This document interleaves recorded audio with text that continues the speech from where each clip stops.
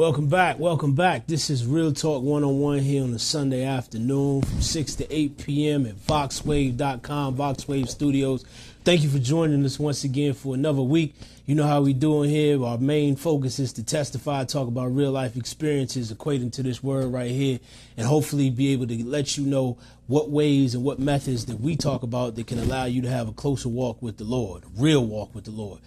My name is Brad Trammell. As you may well know, my partner, Orlando Boyd, is not in the house tonight. He actually took a trip to go see his brother. He hasn't gotten back in town yet, but keep him and his family in prayer.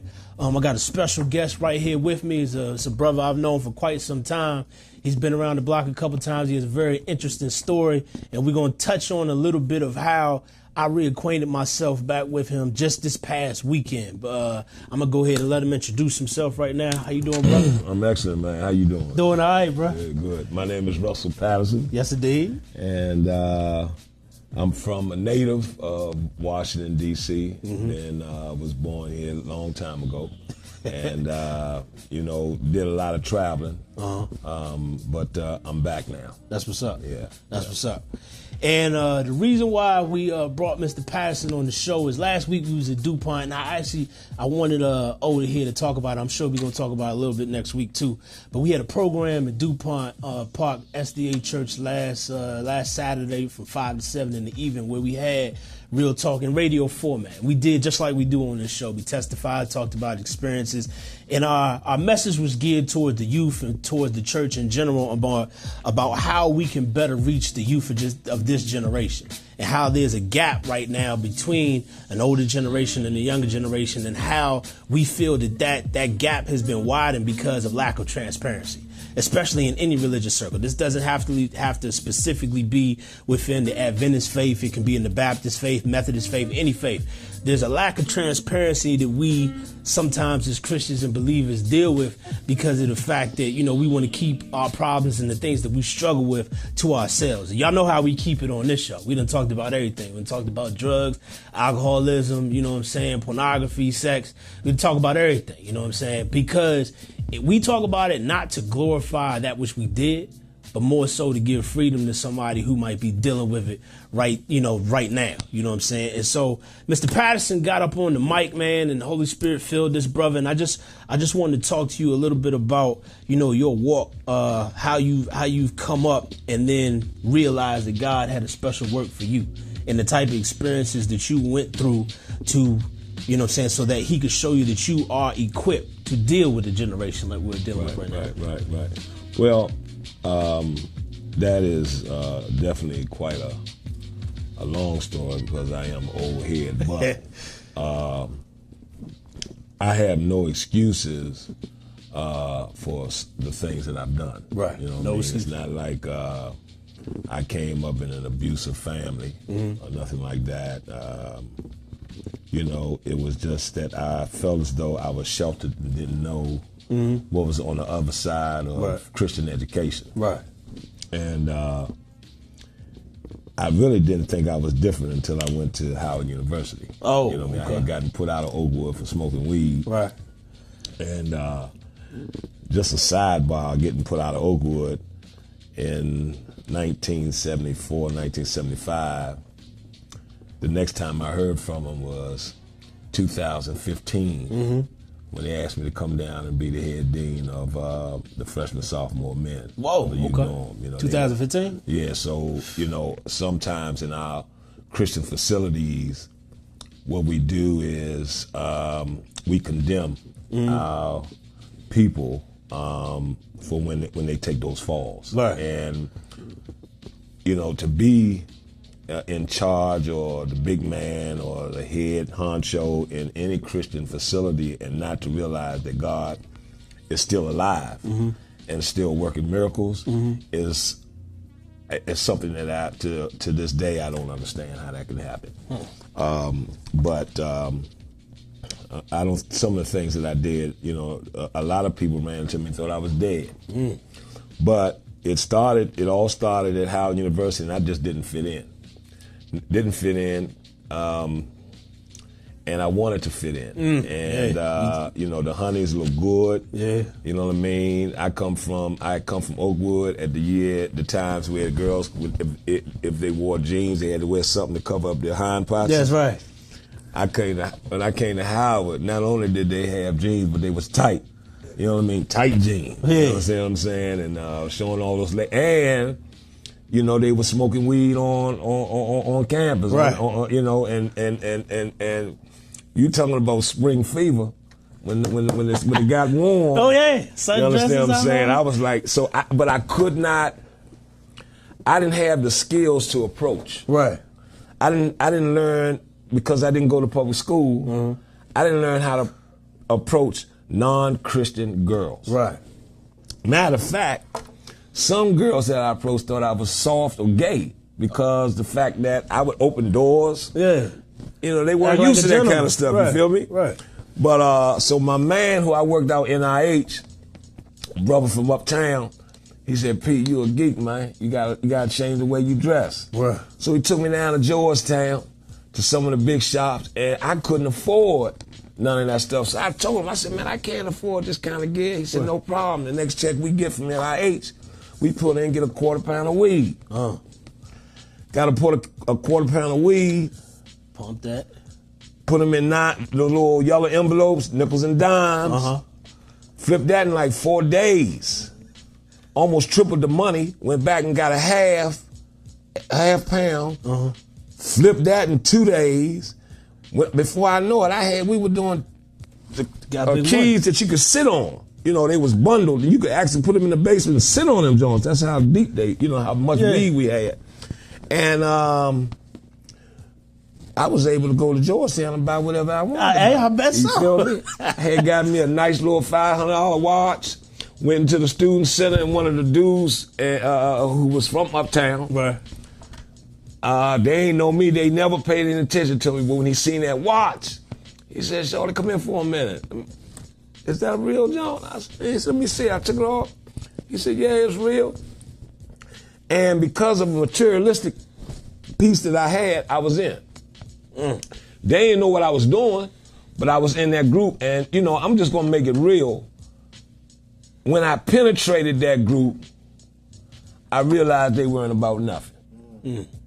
You understand? Sometimes, as young people, we look at groups of people and judge them by their outer appearance. Right. But when we get inside, we realize they Ain't really about empty, that. man. They empty, man. You know what I mean? But my career, and then my girlfriend, my first wife who I married, she introduced me to another dude who introduced me to what they used to call wacky weed. Tea leaves, dipped. So he showed me how to take a pound of tea leaves, sift it and put it into an empty apple gallon jar.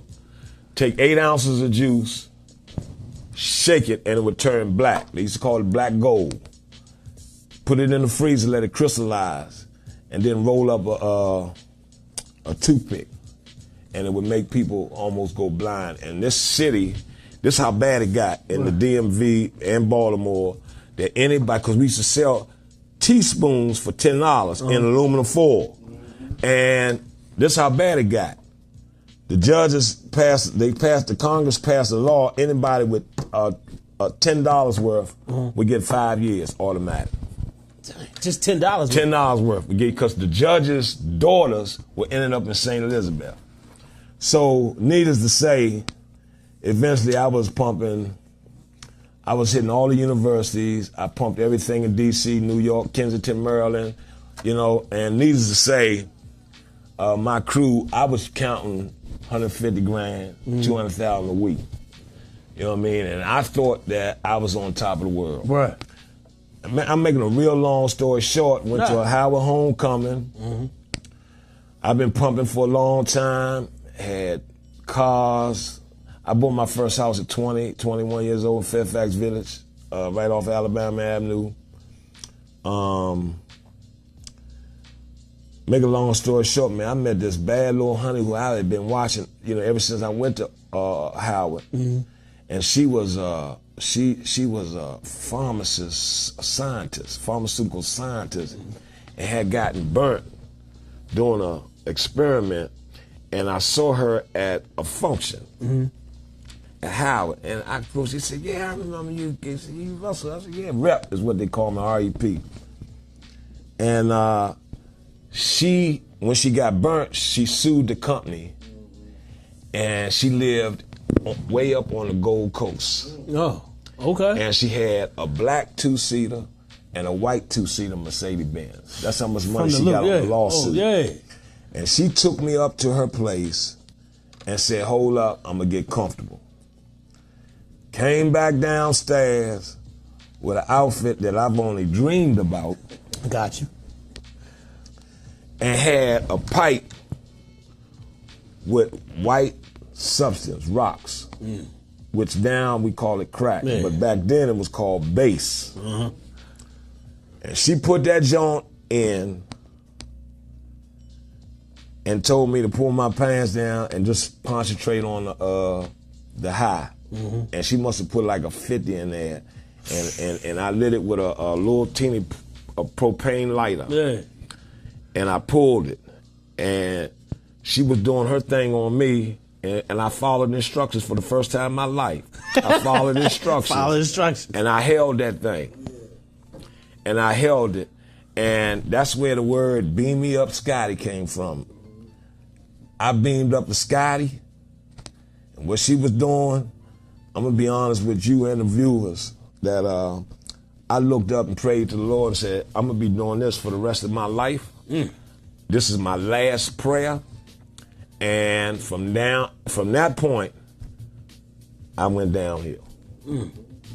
You know, and when I say downhill, robbery, attempted murder, I was the guy that came on the news and said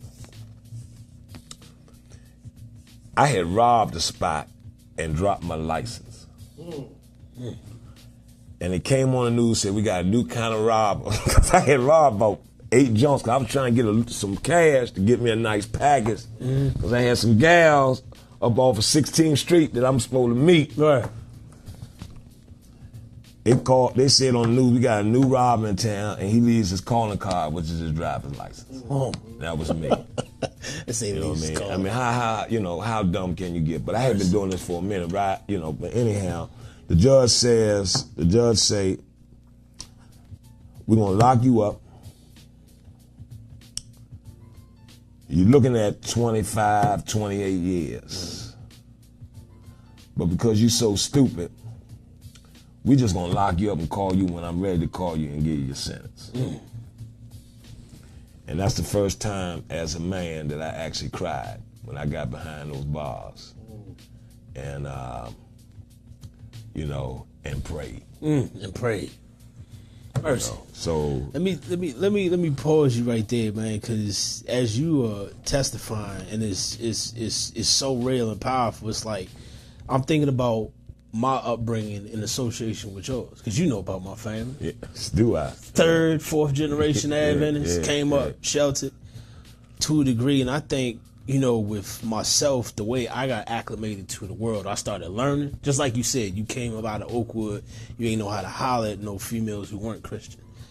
With me, it was trial and error, not at DuPont, when I got to TA. TA was multicultural, was the first non-all-black school that I'd ever been to, and I went there freshman year through junior year. I went there too. Exactly. Yeah, but it was all white. It was all, it was when you went. Yeah. They had everybody up in there when I went. Asian, Latino, Caucasian, everybody was in there. But the thing was, even in that time, building up, going to TA, I had started to take the bus and the train. So my parents weren't transporting me to school no more. Okay. When that happened, I had a little bit more freedom. And me and my man Brent used to be listening to all types of rap. This is when 90s hip hop came out and was strong. Okay. Found the groups and the different artists that we liked. And then we would head down to Union Station, where I'd get picked up by my father, where we would go home, and they had I can't even remember the name of the tape store, but everything was cassette back then. Right. Had to get a Walkman. I went in that joint, bought Redman, bought Mobb Deep, bought Wu-Tang, and I listened to their lyrics. And they taught me about the streets, things that I had never heard of before. And then in the house, my parents had cable. they had a channel called The Box. And The Box was a cable network to where you could call in on the cell phone and get a music video played on the channel that you was watching for a fee. Now, of course, I wasn't going to do nothing like that because it would show up on my parents' phone bill. Right. But if you just watch The Box, you can see what everybody else calls. You see all the other videos that everybody else calls. It just plays. It plays for everybody. So when that happened, I would even go so far as not just to listen to the music, but I would pop a VCR tape into the VCR and tape the music videos. Just leave that joint taping all day. And my brother watched me do it too. And when me and my brother started doing this, we would go back and watch the videos, listen to all the songs we thought we was cool, recite the lyrics, and then we would start to dress like the people that we saw on TV. We would start to act like the people, talk like the people that we saw on TV. So when it was time and I was old enough to hit the Ritz, which was a downtown spot that was 18 and up, it was the first joint that you can get into when you was like dumb young, you had to be 21. When we hit that joint and started stepping in there, it wasn't nothing new. Because by that time, when I went in there, I already knew how to dress, how to talk. And everybody was in that joint acting like me. But then the DC Element came. Because Go-Go was live back then. JYB, BYB, you know what I'm saying? Essence. All of them was playing live at the Ritz. So not only did I have the hip-hop world, but now I had the Go-Go world too. But then that's when I started to see like what the club and what that environment was really like. And the crazy thing about it attracted me more because the joint was violent. You know what I'm saying? You had Bama's coming up in the club in sweatpants and tank tops. You know what I'm saying? The straps. Cruise deep. Because if you going in there and the Go-Go's playing, when they do the call-out section, and your crew up in there, if you got a rival crew up in there, it ain't going to take long for y'all to get the rumbling. And especially if they cranking some type of track that makes you want to rumble. Right, you know what I'm saying? So my joint would be just to get up in there, holler, or dance as many youngins as I could, and then get up out of there with just me and my 2 or 3 little boys before they start to rumble and get to fighting. Because real life, that's why they started instituting the dress-up code. You couldn't come into the club with no sneakers and no Timbs. I remember when they passed that law. Now that joint is like standard everywhere in the United States. But it used to be a time you can get up in there wearing whatever you wanted. You know what I'm saying? And that's what they had to shut down. No metal detectors going into the club. It was just partying and having a good time. But when I was coming home from Oakwood with that type of mentality, it was those Howard homecoming parties and those parties in this area that when I got in there, it was good for what it was. Like you felt it's like, man, this is where it's at. You know what I'm saying? I ain't never going back to, Advocate party. Because the Adventist parties we had back then was, jumps, they shut down like 9, 10 o'clock. You got to call your parents so you can get a ride home. I was like, nah, this is the street life is where it is. Like the nightlife. But I ain't come from that. I ain't never pumped no rocks. I ain't never pumped no weed. I ain't never do none of that. But I was still able to integrate myself in that lifestyle and even still holler at females because I adapted the culture up here based on what I heard through entertainment. And I see that happening even now and what's being pumped out there and how these kids, we talk about how the kids snap back at the older generation. They ain't got no respect for nobody, not even their own parents. I done seen parents walk up and down my block, women with their own little kids cussing and yelling at them like they their age and they just little kids. And I'm like, what you expect to come up out of a home like that? You know what I'm saying? But it's all based on what is being pushed out there on the television, what is being pushed in your ears through the radio, and it's constant. 93.9, 95.5, great stations, you know what I'm saying? But the DJs... Well, see, what I see the difference is, the difference in how we were raised and you, when you got into the culture of hip-hop, rap, is that you knew how to turn it off and come back to the way you was raised with respect. You understand? Like you had some intelligence. Because I used to work in juvenile lockdown for 15 years. Okay, DC, Oak Hill. I work at Cheltenham Youth Facility. This is when Rayful Edmonds was giving out 190s to all the juveniles that had a body. And see, the district government wasn't giving but 2 years for murder for juveniles, unless it was highly publicized. Right.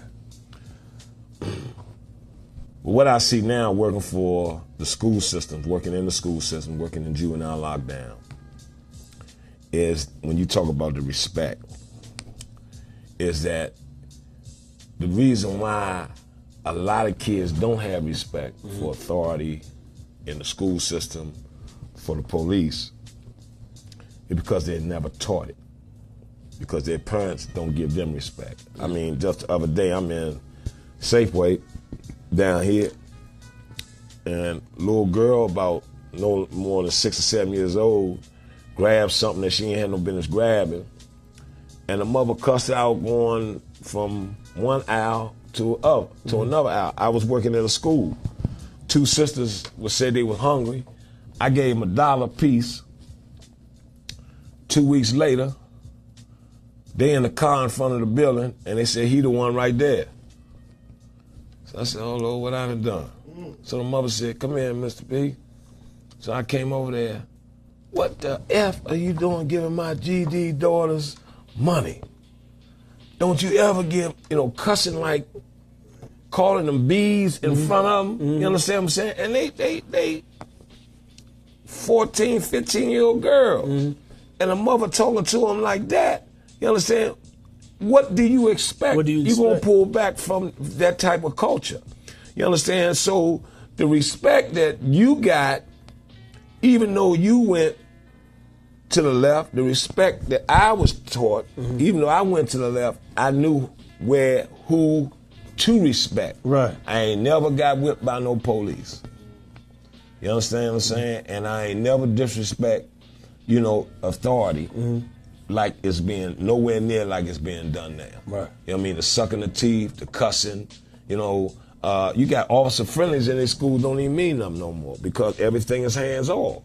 I remember back in the day, Maryland was trying to figure out how can we stop all this. DC was trying to figure out how can we stop all these killings because during the crack epidemic, we was having killings. We were city under siege. So they came up with the boot camps. Maryland came up with boot camps too. We also came up with taking kids and taking them outside of their environment to upstate New York, where it wasn't nobody selling no crack on the street because it was too much snow. Only thing the kids was doing was skiing. So our kids adapted to the skiing. When they opened up the boot camps, our kids adapted to the boot camps, and the boot camps emulated the Marine boot camps when you get 18 and you go into the boot camp. Guess what? It was working. The parents were saying, thank you. The politicians were saying, we getting word that the kids were being abused, and they sent state troopers all around to shut down boot camps. And what I figured out was, this is through my own thinking, that they didn't want to stop juvenile crime.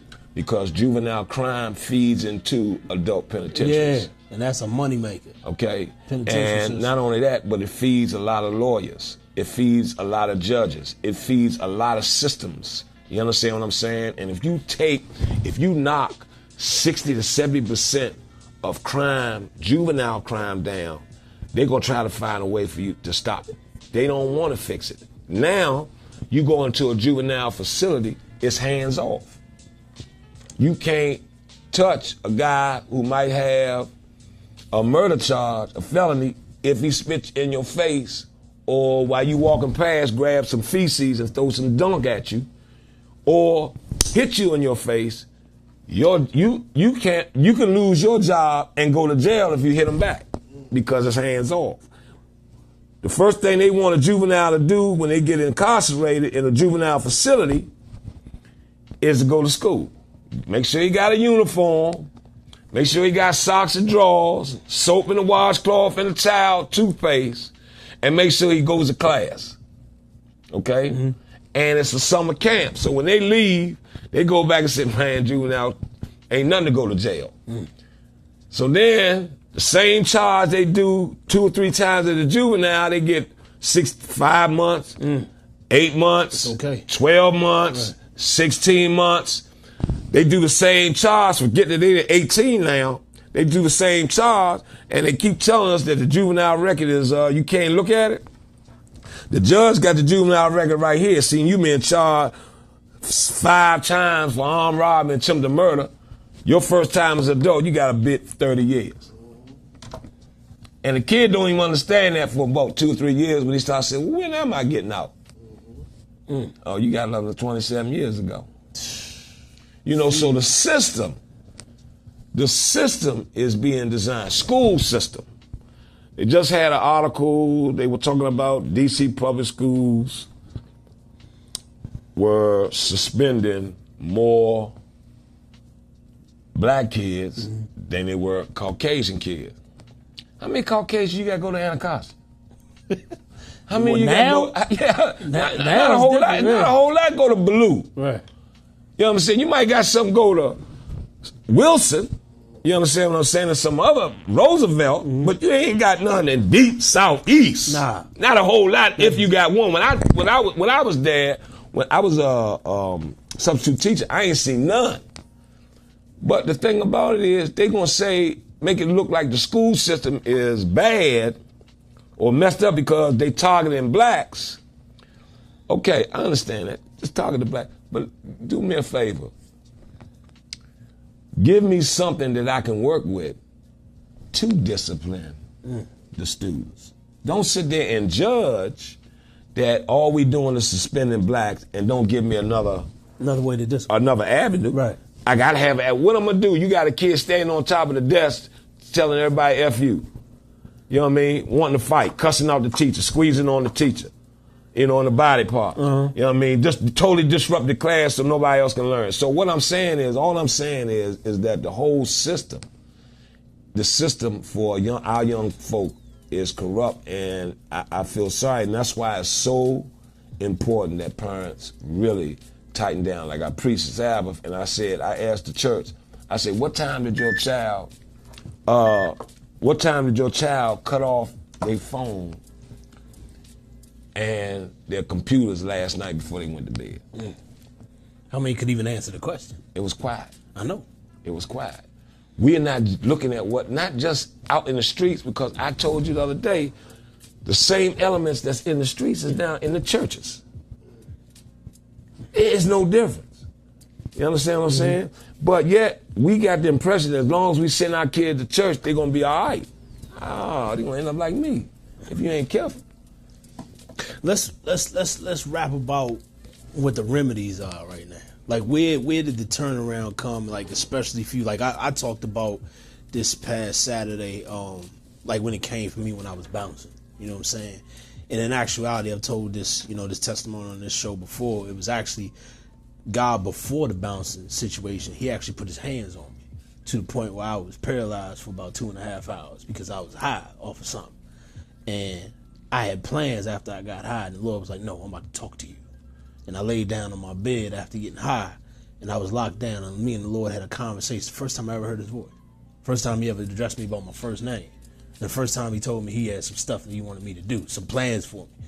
And from that point, from that experience, I was like, okay, he is real. Because up until that point, I knew about him, but I didn't know him. You know what I'm saying? Yeah. And when that happened, and he told me, he started showing me some of the things that I would do, I never imagined I'd be able to sit here at a forum like this and talk about the things we talk, me and Orlando. I told you, me and Orlando only knew each other for about 2 or 3 years at DuPont. Then he left. We come back together now, we doing ministry. Right. Nothing but the Lord, you know what I'm saying? Right. When stuff like that happens in your life, I want you to talk a little bit about the turnaround period, where you were given the opportunity to make an impact, or where you knew that you were going to be chosen to make an impact, and tell it like it is, man, and be real, because that's the main thing you brought up last Saturday, the transparency element, and how some people are still afraid to do it. And even after the program, people were coming up to us and they were saying, you know what I'm saying, we really appreciate this type of ministry that you guys are doing, because not everyone can do that. But in my mind, and I don't say this, but in my mind, I'm just like, if you really know God the way you profess to know him, and know that he's covering all your sins and all your, so why would you be afraid to talk about your slip-ups? Because the first thing you got to know is that all have sinned and come short of the glory. So you're not the only person. And what it is with us, most times it's a pride and an image problem. It's an image thing. We're afraid of an image or what people's perception of us, that it might be tainted. And everybody has this type of, I have it to a degree. But the thing is, when I pray to the Lord for courage to speak about my faults and my failures so that somebody else might not make that. When I take the focus off of myself and I say, I want to talk about this so that anybody listening will not make the same mistake and realize that they can talk that. We came up, man. I thought I had to address God a certain way. Yeah. I didn't think I could pray to him unless I was kneeling down, my head bowed and my eyes closed. That's just what I thought. And it's not that anybody gave me them rules. It's just what I saw. Yeah. Growing up in Venice, it's just what I saw. When I realized, when I had a legit conversation with the Lord, I remember he spoke to me one time. When I was high, I was like, I thought this disrespectful. I was like, I can't talk to you right now. Yeah. And he's sitting there talking to me while I'm gone. And I'm like, it's about the fact that he wants to save every soul that is on this planet. You know what I'm saying? Yeah. And he wants to use broken people to help save broken people, because me and O have had this debate before. It's like the stuff that he's asking us to do, he could send angels to do it who would not fail, not mess up not one time. But then look at what our example would be. It's like, well, how in the world are we going to measure up to that? When you read this book, there's only one man in this entire book who never messed up. Everybody else you read about had a problem. Everybody had a problem. And sometimes, and I remember when we was growing up reading about these different people, I thought they was all saints. I thought they ain't never mess up. When I read about David, the only thing I knew about him is he killed Goliath. Yeah. He was a hero. They never concentrated on, they never taught us about the negatives. No, they didn't. Samson, we knew Samson messed around with Delilah, but that was preached to us. Say, don't you ever fornicate. Don't you ever sleep with women. You know what I'm saying? Don't sleep with no woman until you, well, I remember what happened to Samson. And that was it. They didn't talk about in depth his story. I ain't hear too much about Elijah. You know what I'm saying? Mm-hmm. I ain't hear too much. Only thing we know about Moses, that he went in, he led the people out. Mm-hmm. You know what I'm saying? Mm-hmm. And his brother was the one who had the staff, and he was calling, and he was doing he was performing many of the acts, because Moses had a stuttering problem. He had doubts. You know what I'm saying? I ain't read about none of that. They ain't never tell us. But when I read this for myself, and then I look at these people, I'm like, oh, I see myself in that person. Mm-hmm. And he was shook. Yeah, I'd have been shook too. Mm-hmm. He was scared. I'd have been scared too. You know what I'm saying? Mm-hmm. These people didn't want to walk the hard road, but the Lord chose them and he helped them. So I'm thinking, I was like, if he's helping all these people in here, why wouldn't he help me? Mm. Why wouldn't he help me, man? Mm. So yeah, just rap a little bit about, you know what I'm saying, when you were impressed, he's like, man, okay, this is what I got to do. And then the obstacles that came along to try to prevent you from being, you know what I'm saying, the anointed brother that you are. Right. I think the opening is coming out of detox. Because I had when I got released accidentally, and what I did was I went to treatment. And going to treatment means you got to go detox for 30, 90 days, and then you go to a drug treatment facility, and then you stay there for like another 30, 60, 90 days, and then after that you go to a clean and sober environment where they give you a room, you know, and I was right there by Catholic University, and they gave you a room, it was about 200 of us, 100 women, 100 guys, two different sides. And you had to, every time you walk in the door, you had to do a breathalyzer. You had to blow in, make sure you was clean, you know what I mean? And if you look funny, then they tell you take a urine. I think that God talks to us a lot, but some of us don't listen or can't hear based on where we are at that particular time. Right. You know what I mean? And nowadays, the fact that all the people you see with the earplugs in, always got this on, you know what I mean, got the radio in the car blowing up, you know what I mean, the videos at the house blowing up, you know, and you never giving him any time to really talk, it's really difficult to understand, you know what I mean? So some of the walk is to try to listen out for instruction. You got to seek instruction sometimes. And instructions are in that book. If anybody, I wish that when I was in private school all my life, that somebody would have told me to study Proverbs.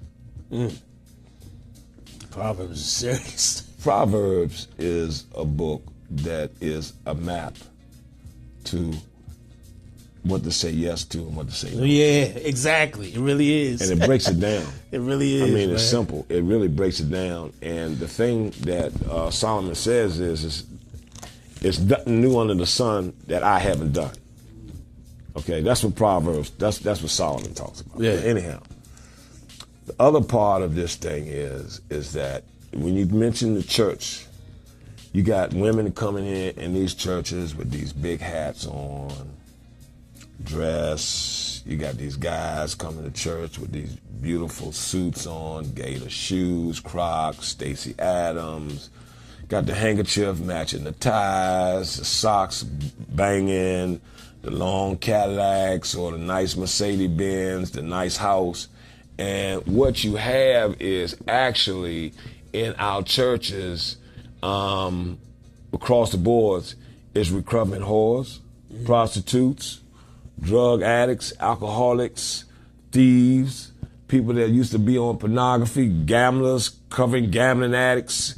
You know, you got all this stuff, but because of what you just said, they're not trying to mess up their image. Yeah, like they reached Or they're afraid that they might get kicked off the deacon board or the elders board, or might not get an opportunity to speak, and they don't allow the transparency part. What they do is gather up all their skeletons and shove them in the closet. And say, that was back then. I don't want to talk. They even call it glorifying. I preached one time.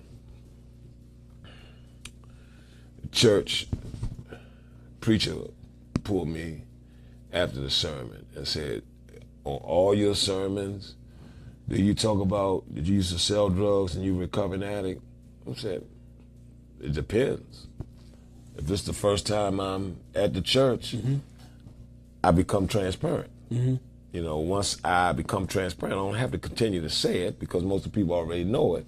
I might mention something, and it was like he was looking down on me.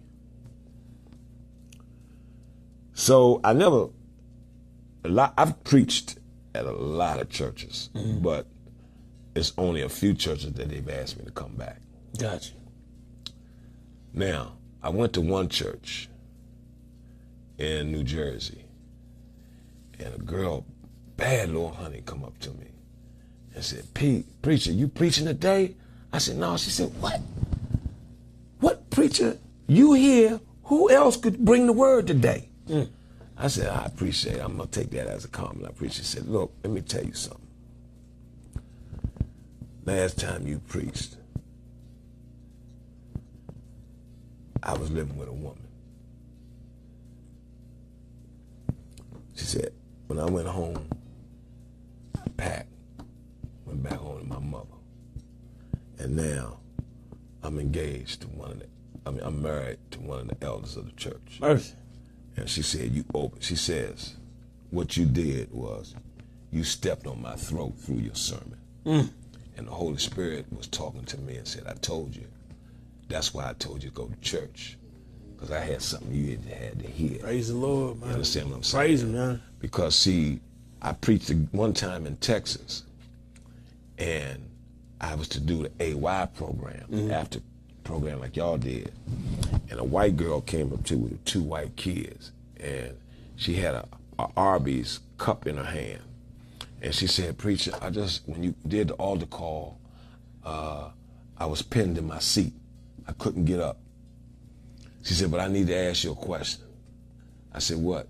She said, "Is there any fun past alcoholism?" I said, "Well, I think I told you I was a recovering alcoholic and drug addict. Do I look like I'm having fun?" She said, "Yeah." She had alcohol at the AY program in an Arby's cup with 2 little girls. She was tipsy. She said, can you take me to the pastor's study and pray for me?" I said, "Nah." I said, "I'm not going to pray for you. You're under influence."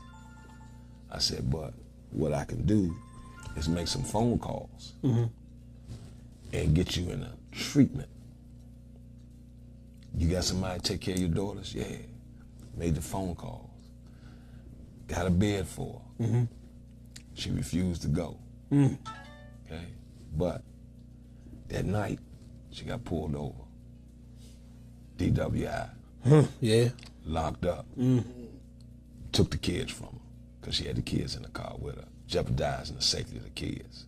You understand what I'm saying? Court system took the kids until she got help. what I'm saying is that, let me just go to yesterday. Okay. Yesterday I preached, and I developed this sermon, and it was Youth Day. Okay. The title of the sermon was, "Just because you don't see God doesn't mean he's not present."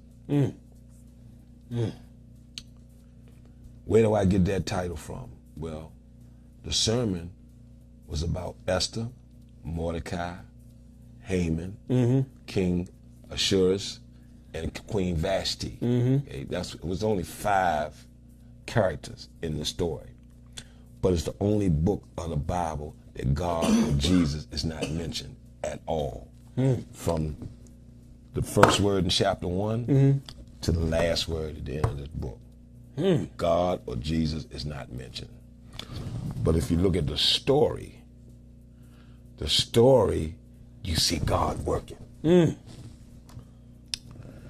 So what I did was I had all the deacons and everybody bring the kids to a section of the church. I wanted all the kids from the age of 7 to 17 be together. And what I did was when I told the story, sometimes I would veer off to bring what happened in the biblical days to 2018. Gotcha. Yeah. And I had to bounce back into the story. So I would say, okay, now where was I?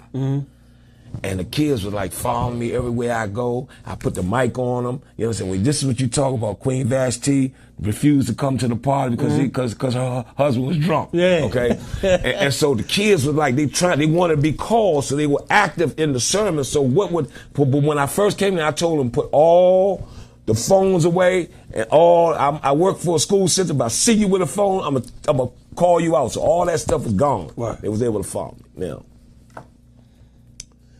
at the end of the sermon,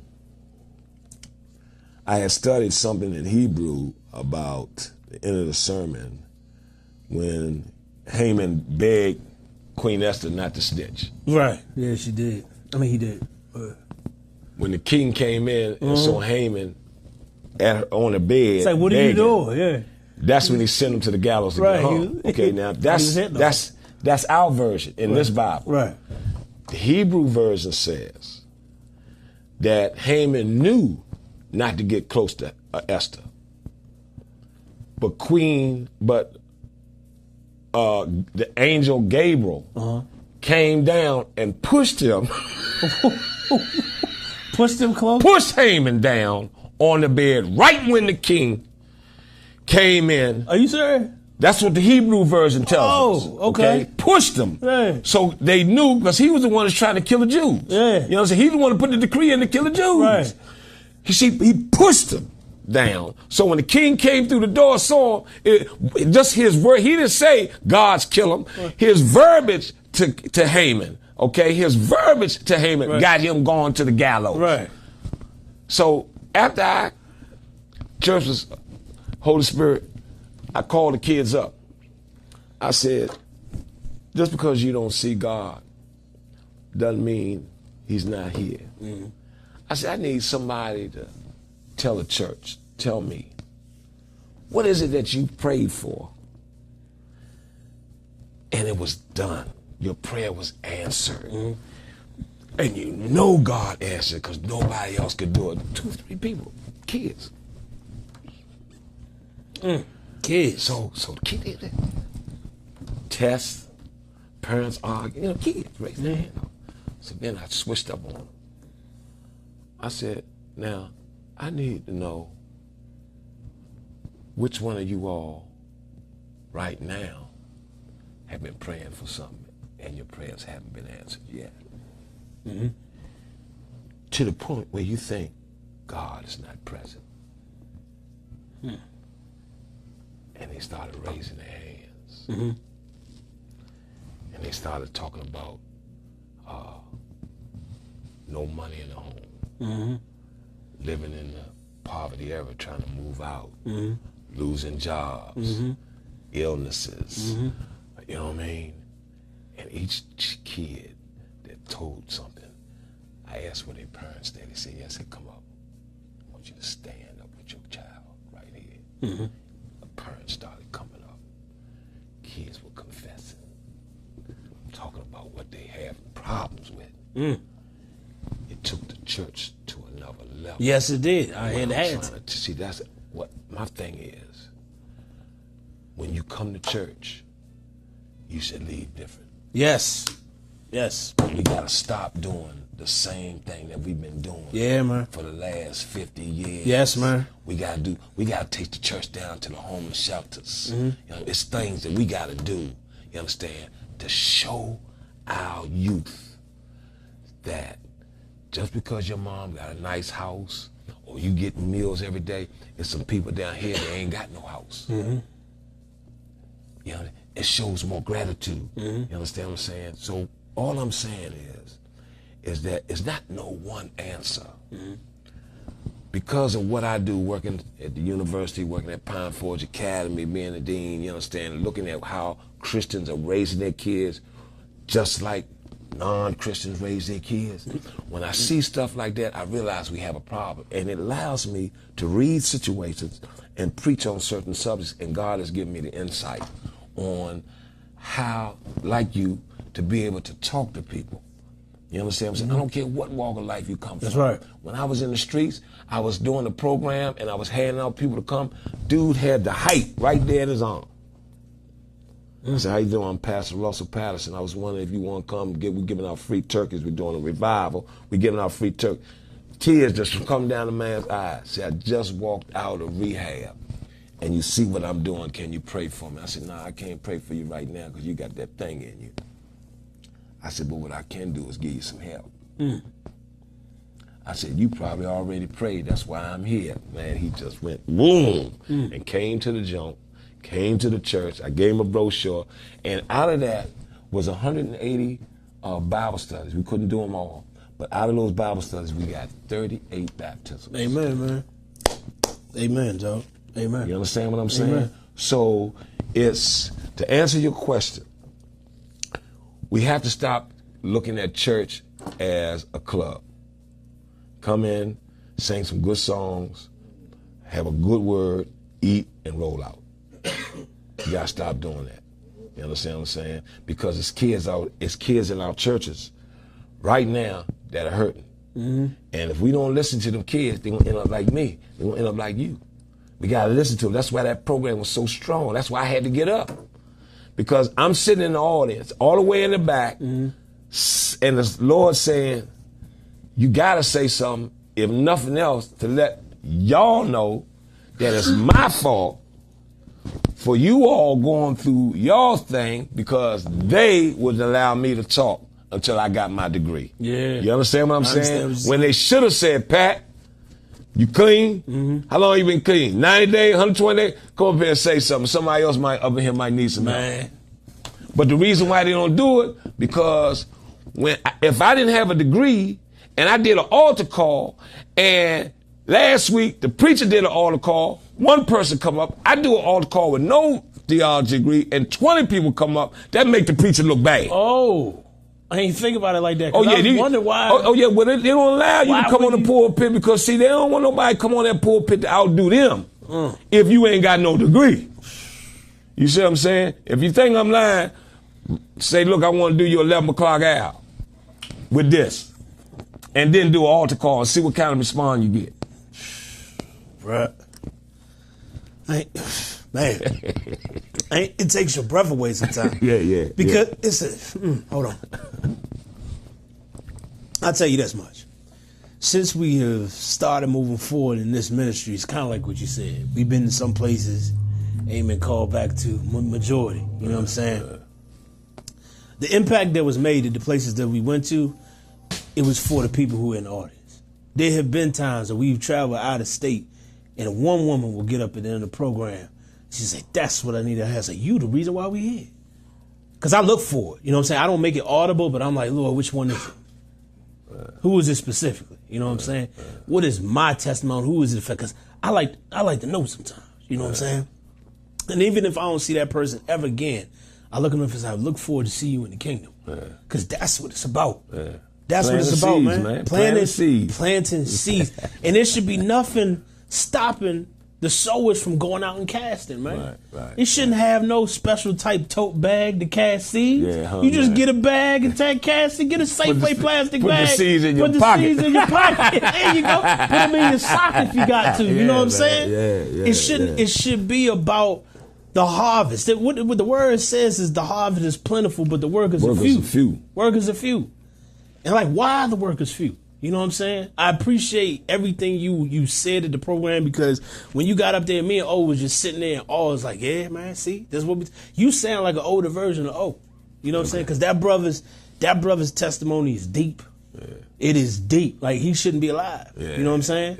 Yeah. Coming out of his own mouth, he'll tell you that. I ain't just telling you something. He'll tell you that. Yeah.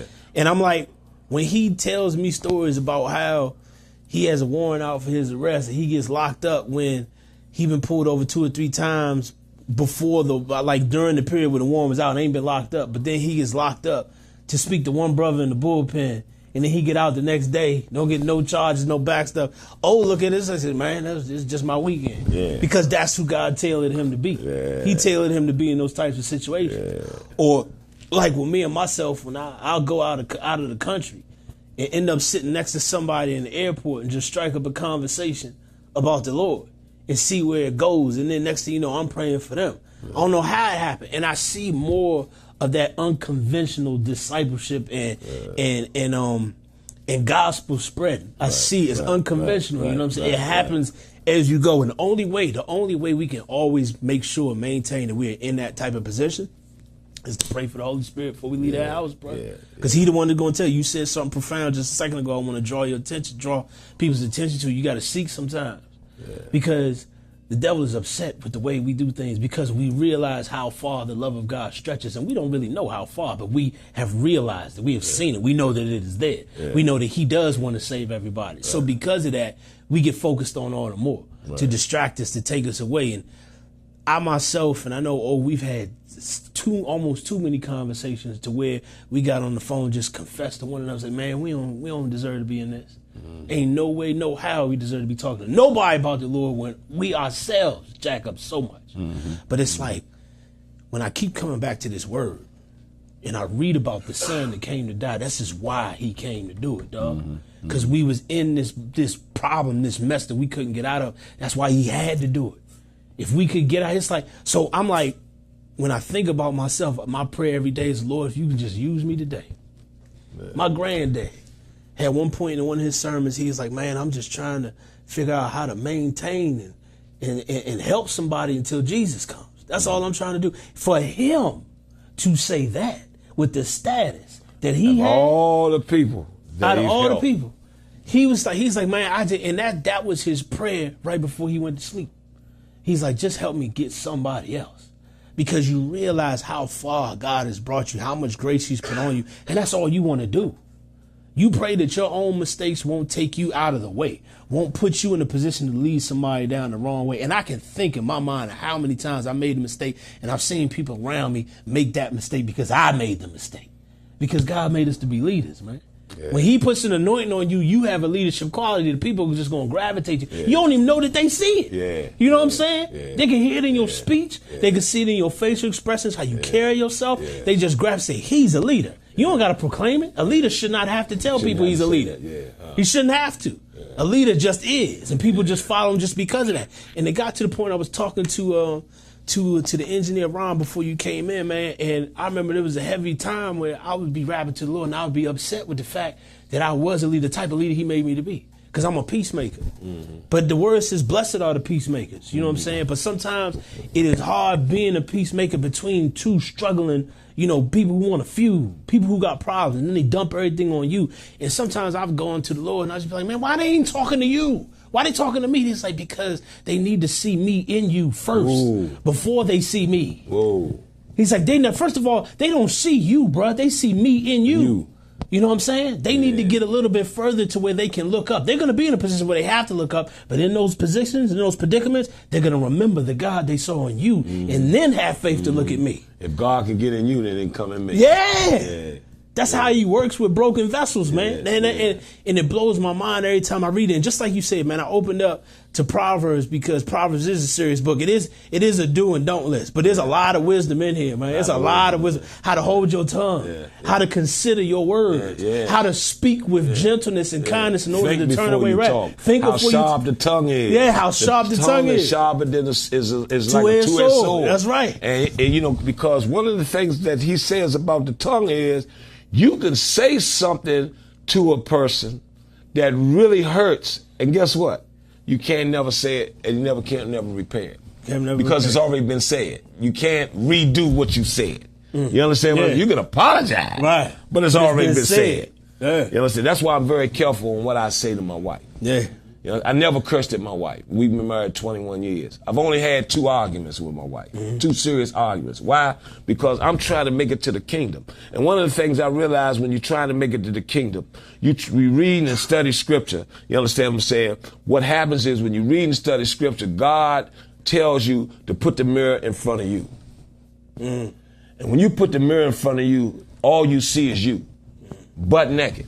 You understand what I'm saying? And what you see is when you study and you're trying to develop a relationship, how far you are from him. Yeah.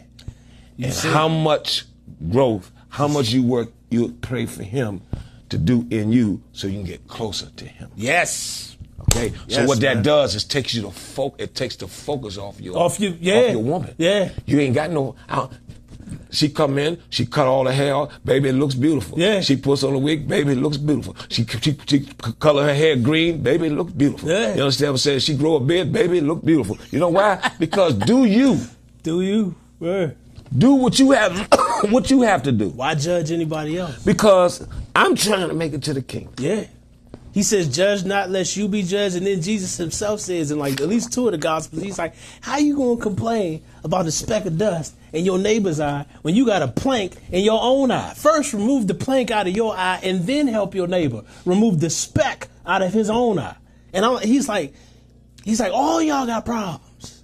Nobody has reached the supreme level. A final level, like the glow, like in The Last Dragon. Ain't nobody got the glow. You know what I'm saying? Ain't nobody get there yet. He's like, the only one that got it is me. Yeah. And in order to get the glow, you got to keep coming towards me. But every time you come towards me, you see how much you do not have. So you need to keep seeking after my glow. And when you do that, when I shine through you, then other people start being directed to me. It's like, where you getting your light? Trying to figure out where yours coming from. I'm just Why reflecting, you like bro. that? I'm just reflecting, man. It ain't nothing to me. I'm just reflecting. The baddest boy.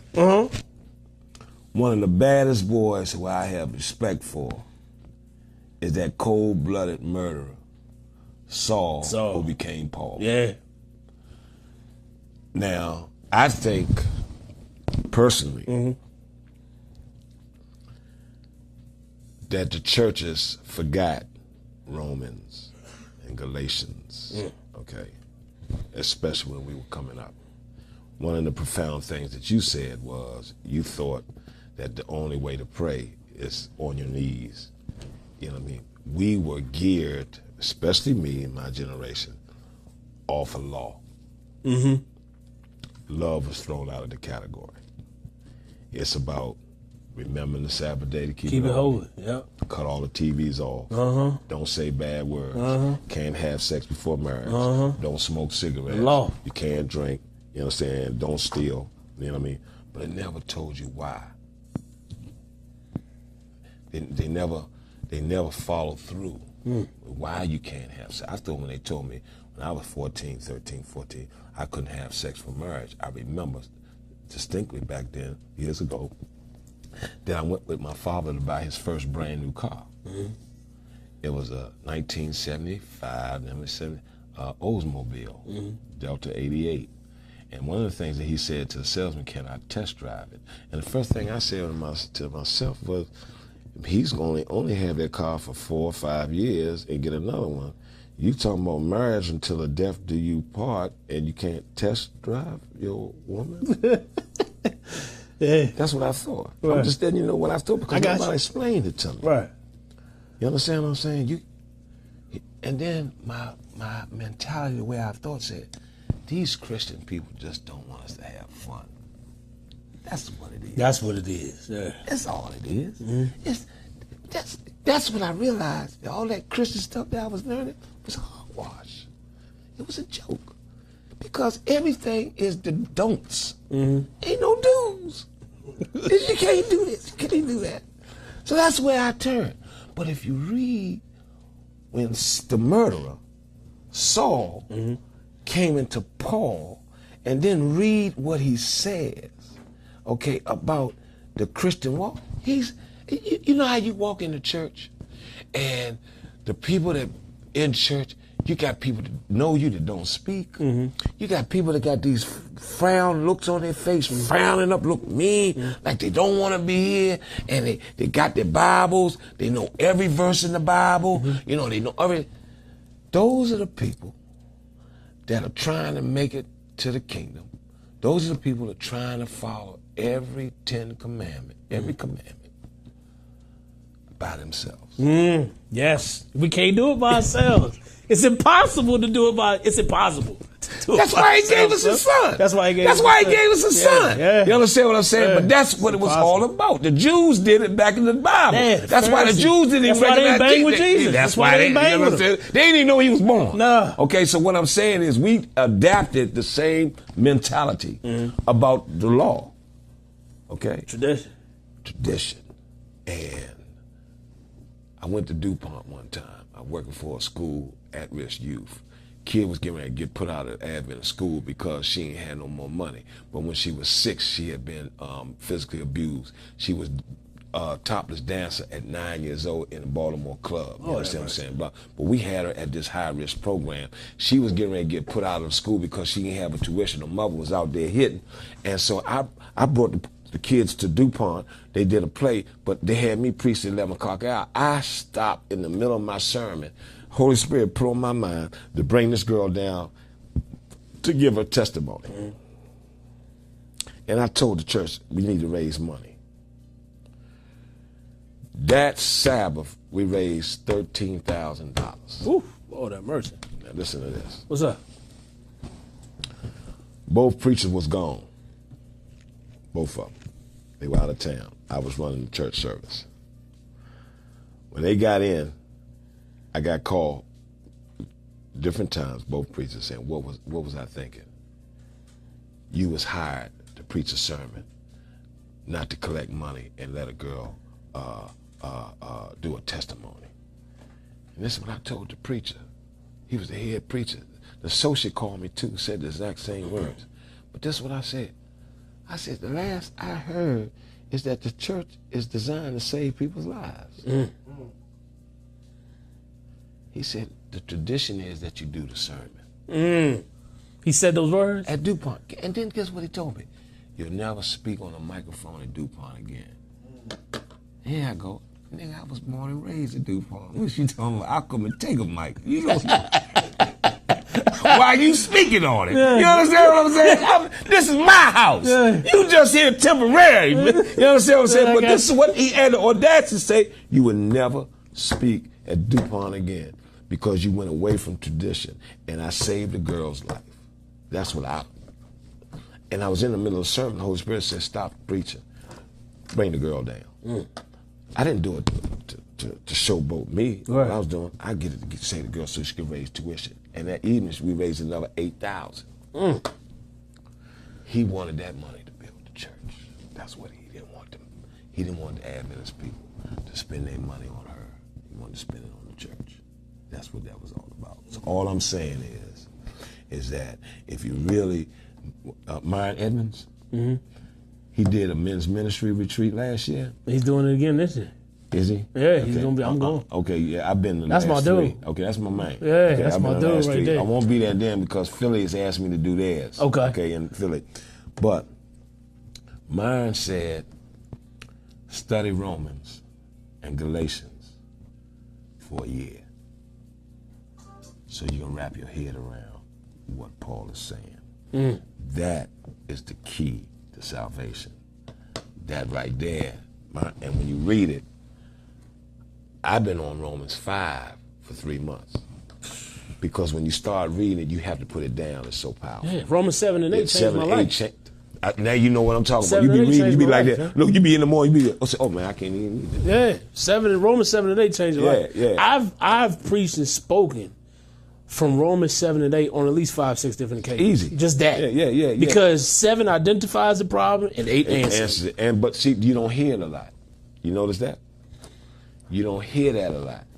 You don't hear it wrong. Another thing you don't hear a lot, the power of the Holy Spirit. Do you know I got a 4-year theology degree from a university, Adventist University, and I didn't learn about the Holy Spirit until I came out of school. Now, why is it that I have to do 3-4 semesters of Greek, 2 semesters of biblical Hebrew, and no semesters about the Holy Spirit? Why do they don't teach theologians about the Holy Spirit? You understand what I'm saying? When it was about the latter rain. When the Holy Spirit, all the Holy Spirit said is, if you are able to get the Holy Spirit, you have the power to move mountains. You do. To heal people. So to rebuke why do you devils. think the church is the way it is today? Because people don't have the Holy Spirit. Gotta have the Holy That's Spirit. the problem. Yeah. You understand what I'm saying? Yes, indeed. I hear And you. they don't teach it to us. I don't understand it. I spent all that money. I could take Greek, put it in a computer, and get it and tell me what it means. You understand what I'm saying? I ain't need. Yeah, that's the simple. You see where I'm going, right? Yeah. I was able to have Greek. Yeah, I got you. Just translate. Translate it. Computer, translate this. What is it saying? Right. Right? But Holy Ghost. Son, that boy Paul is a strong brother, man. The sermon that changed, the best sermon I've heard to this day, and I ain't saying this to glorify Myron, but the sermon he did at the Southwestern, I think he was at Oakland College, the camp meeting, Joe, all on the Holy Spirit, one of the most notorious joints he did. That joint changed my perspective on everything. I've never been the same since I heard it. I got some workbooks. Hey. When we get together, I'll bring you one. A workbook that you and your man just can go through. It has questions and answers. And I guarantee you, it's like a 10-day study. I guarantee you, man. Me and my boy Frank, we called Myron and we interviewed him in an 8-part breakup series, and then we took the sermon and broke that up into 8 parts, put music behind all of them, and sold it as an album for Myron's behalf on his ministry. The joint ain't do too much. We put it out to the Adventist community when nobody buying. I told him where to get it free because myself, I'm like, the message like this shouldn't cost. You know what I'm saying? Yeah. So I show people where to get the jump for free, download it. It did well for a couple, but even if I still listen to it to this day, I still get the same. Yeah, send it to me. Yeah, I absolutely will. I absolutely. But what I'm saying is when you got somebody that's probably in the top 5 pastors in our conference. Not just in our conference. In faith. In our faith. Yeah. He's a bad boy. Now, he sat at his daddy's feet for how many years? Absorbed. And then took it on his own. You understand what I'm saying? So what I'm saying to you is if you got a man that's top in his field, and when you bring something out and nobody purchases it, it tells you a whole lot about what we're dealing with. Yeah, bro. You understand what I'm saying? It tells you a lot of what we're dealing with. People don't like you to be too good in your craft, especially if if your word is saving souls, they don't want you. Right. That's why my granddaddy preached that sermon. I want my church back because he was dealing with that same stuff. Man, your granddaddy blew my mind, man. It kind of blew my mind. Well, the first thing that your granddaddy did when I was in school, because I'm a late bloomer. I had gone through all my stuff, addictions and everything before I got my theology degree, right? Gotcha. And I had an opportunity to go to Greece to study Hebrew. I ain't had no money. I was at Southwestern Adventist University in Texas. Moved from here and went there. And the opportunity came up for me to go. First person I thought about was CD. I called him at work. He said, "Buttons, you in theology school?" He said, "When did you get?" I said, "Man, I'm almost graduate." He said, "Ah!" Like that, right? So he said, "What you want?" I said, "Man, I'm trying to get to Greece, man." I told him about the program. He said, "All right, hold the line." All right, hold the line. Look, man. The woman office was, all he had to do was go down the steps, That's one it. floor. That's it. And say, "I got a man." I don't know what he said. Right. But he Came back on the phone and said, go ahead and pack. I don't have your plane ticket, but your tuition is free. Hey, man. Man, tears come down my eyes. Man, come on now. And when I preached at DuPont one time, he was in the audience. And I made it known to DuPont what men do, how real men act. You understand what I'm saying? The other time was I was working in Oakwood as a dean, Breath of Life reunion. CD spoke, right? So first thing I was kind of puzzled. Why they got CD speaking on Friday night when Sabbath, the 11 o'clock hour, is the church is blown up? You understand what I'm saying? That didn't make sense because nobody at that time or nobody has ever worked Breath of Life that's bad as him. From then to now. Okay, so here's what he said. 80 years old now, and I can say what I want to say. Yeah, that sound like it, yeah. And what I'm saying is that when I was coming through Oakwood, they taught us the three angels' message. Taught us about the Holy Spirit. And that's all they taught us. And that's what we preached, about the Holy Spirit, the three angels' message. Yeah, man. You better preach it when you're in class, when you do. He says, let me say this also. The theology professors lived it. And through all these churches I've gone through since Oakwood, very rare, if any, do I hear the three angels' message being preached. And I don't understand why, except that y'all not teaching it. So I said to myself, that's why they didn't allow him to speak at the 11 o'clock hour and put him on Friday night because he's stepping on too many toes. The first thing he said was, I can say what I want to say. I'm at the age now. Yeah. I'm retired. Yeah. I can speak my mind. Yeah. You understand? And he stepped on some toes.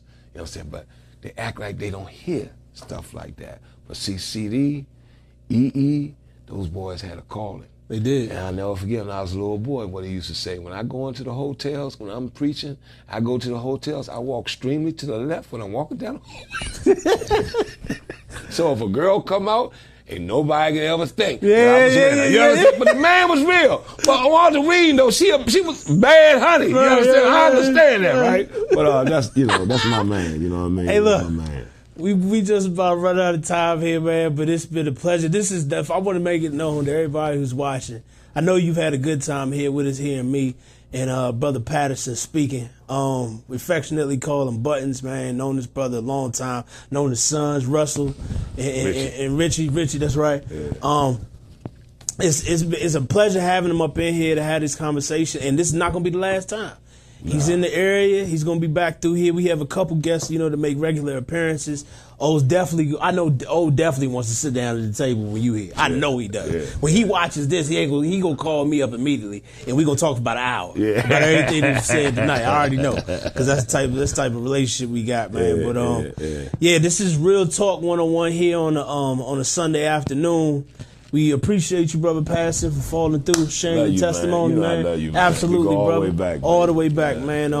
We want to. What's a final word that you have for the people watching? You want to leave them with anything? Every day that you wake up in the morning, thank God that He touched your heart, amen. Your eyes, your lungs, and your blood reached through your heart. Thank Him. Study, show yourself approved, and talk to God through prayer. That's what we call developing relationship. Thank you. Amen. Amen. So what we're going to do to close out with a word of prayer? Could you close us out if you don't mind? God, we come to you this evening, and all we can say is thank you. Thank you for all that you've done for us. Continue to keep your guardian angels' wings surrounding us. Forgive us of our sins, and make sure you understand that we need your light shined upon our feet to show us the right path. All we're trying to do, Lord, is make it to the kingdom. This is my prayer in Jesus' name. Amen. Amen and amen. Thank you for joining us here on a Sunday afternoon of Real Talk 101. We'll catch you next week as our regular guest. I think, no, it's not Jared. Tommy. Tommy's going to be in the house next week. And we're going to have another, powerful packed show. Until then, may God bless and keep you till we meet again. Talk to you later.